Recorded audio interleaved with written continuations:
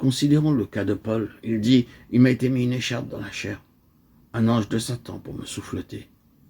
2 Corinthiens 12, 7. J'ai prié le Seigneur pour que cet ange de Satan se retirât de moi. Mais il m'a dit, ma grâce te suffit, la grâce pour vaincre. Pourquoi cette épine lui fut-elle donnée?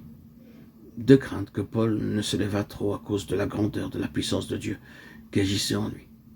Ainsi nous voyons par ce cas particulier comment Dieu permet aux esprits malins, aux émissaires de Satan, d'attaquer les serviteurs de Dieu, pour que la force du Seigneur puisse se développer en eux et qu'ils parviennent à la connaissance de sa puissance triomphante.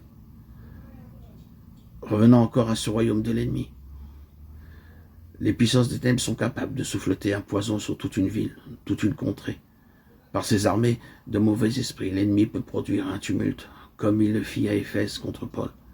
Vous vous rappelez comment la foule se précipita au théâtre en tumulte, criant et plusieurs ne savaient pas même pourquoi ils étaient assemblés. Actes 19, 29, 32. C'était l'ennemi qui avait produit ce tumulte.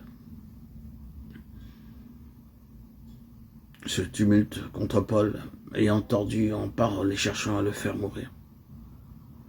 Avez-vous remarqué avec quelle rapidité les doctrines de démons se répandent comme le vent, alors que la vérité de Christ doit se frayer un chemin peu à peu à travers les ténèbres de l'atmosphère ambiante et de l'intelligence humaine.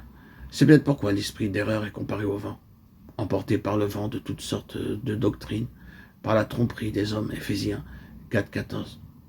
En ce moment, nous vivons à l'époque de l'histoire de l'Église, dont Paul parle expressément par l'ordre du Saint-Esprit. C'est-à-dire que nous sommes à la fin de cette dispensation où les hommes abandonneront la foi pour s'attacher à des esprits séducteurs. 1 Timothée 4, 1. Un frère me disait l'autre jour, je ne comprends pas ce que sont les esprits malins, je sais seulement que c'est Satan qui nous tente. Oui, mais puisque Satan n'est pas omniprésent comme Dieu, ne doit-il pas travailler au moyen d'émissaires? Il est bien le chef, il invente bien les ruses et les plans pour empêcher l'Église de mûrir en vue de son enlèvement. Mais ces attaques et ces plans sont accomplis par les forces qui lui sont subordonnées, des esprits malins. Il semble qu'en ce moment l'abîme s'étant ouvert, Apocalypse 9, 2. Ces armées d'esprits séducteurs se précipitent avec leurs fausses doctrines sur l'Église. L'attaque spéciale de Satan contre l'Église dans les derniers temps consistera en doctrine, en enseignement erroné, l'esprit d'erreur, faite par la tromperie des hommes. Ces doctrines se répandront comme le vent. Vous en connaissez quelques-unes et vous savez comment elles prennent. Pourquoi? Parce que l'ennemi détient la puissance de l'air.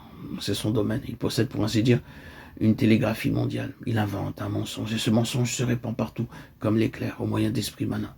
Tandis que ces mêmes esprits empêchent la vérité de se faire jour, non seulement la vérité de Dieu, mais encore la vérité concernant les serviteurs de Dieu, qui portent la parole de vérité au monde.